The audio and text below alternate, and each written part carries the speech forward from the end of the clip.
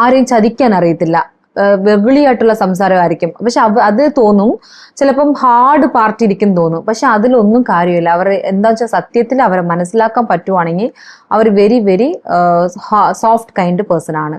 ഇവരുടെ ജോലി നോക്കിയാൽ ഈ മേടരാശിക്കാരുടെ ജോലി എന്ന് പറഞ്ഞാൽ ഈ ആർമി ഡിപ്പാർട്ട്മെന്റ്, പോലീസ് ഡിപ്പാർട്ട്മെന്റ്, വലിയ വലിയ ഫാക്ടറീസ്, പിന്നെ ഈ അയൺ സംബന്ധപ്പെട്ട ഡിപ്പാർട്ട്മെന്റ്, ഇതിലൊക്കെ ഇവർ എന്ത് ജോലി ആയാലും അതിൽ ഫസ്റ്റ് പ്രയോറിറ്റി ലീഡർഷിപ്പ് ക്വാളിറ്റി. ഇവർക്ക് അതെന്തായാലും ഇവർ ഒരു ഹൈ ഡിപ്പാർട്ട്മെന്റിലായിരിക്കും ഇരിക്കുന്നത്.